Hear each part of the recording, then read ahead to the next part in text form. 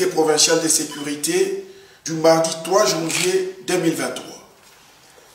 Il s'est tenu, ce mardi 3 janvier, la première réunion extraordinaire du comité provincial de sécurité de l'an 2023 dans la salle de réunion du gouvernorat de province sous la présidence de son Excellence Monsieur le gouverneur militaire, le lieutenant général Dima Komba Constant. Cette réunion était élargie à quelques experts. Différents points ont été abordés. C'est notamment la sécurité, l'aménagement des routes ainsi que l'administration de la justice. Prenant en premier la parole, le gouverneur de province a commencé par présenter ses vœux le meilleur aux membres du comité avant de faire une brève restitution sur les résolutions importantes prises lors de la conférence des gouverneurs qui s'est tenue en Bandaka, en province de l'Équateur. Le comité a examiné, entre autres, les conditions sécuritaires dans lesquelles se sont déroulées les fêtes de Noël et de Nouvel An. À cet effet, il a constaté que cette période festive s'est déroulée en toute quiétude sur toute l'étendue de la province du Nord Kivu, en dépit de quelques cas isolés d'insécurité observés. Et ce, grâce aux moyens tant matériels qu'humains déployés par les forces de défense et de sécurité.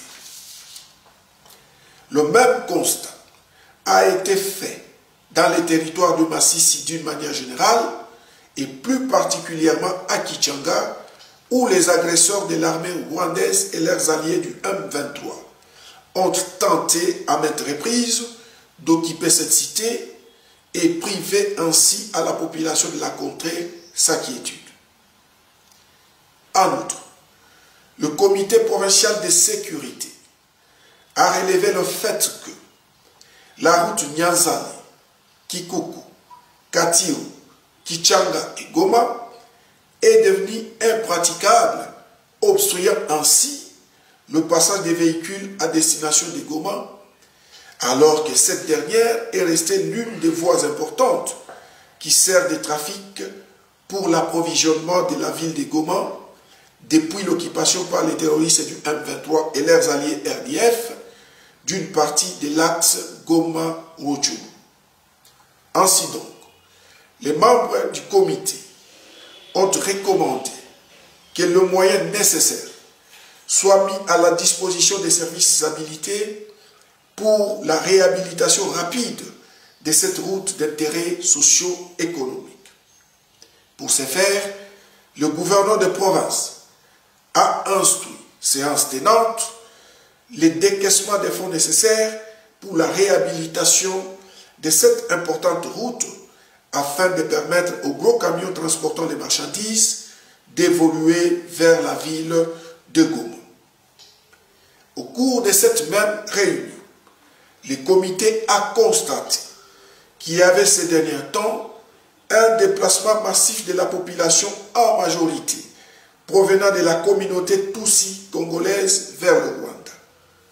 Sur ce point, il a été conclu qu'il s'agit de la manipulation de la communauté Tutsi congolaise par le Rwanda afin que cette dernière aille occuper le camp des réfugiés sous prétexte qu'elle fuyait les menaces et violations de la part d'autres communautés et ainsi donner une justification à la présence de l'armée rwandaise sur le sol congolais. Enfin, le comité a exploité le rapport des services judiciaires ayant trait à l'incendie qui s'était déclaré au marché des souliers à Mani Maendeleo en date du 11 décembre 2022. À cet effet, ces derniers ont rassuré aux membres du comité que le dossier est déjà fixé au niveau du tribunal des grandes instances. Eu égard à cela, le comité provincial de sécurité a appelé toutes les parties à plus d'apaisement en attendant l'issue du dossier. D'autres importantes mesures sécuritaires ont été également prises. Commencé à 11h30, la réunion a pris fin à 15h30.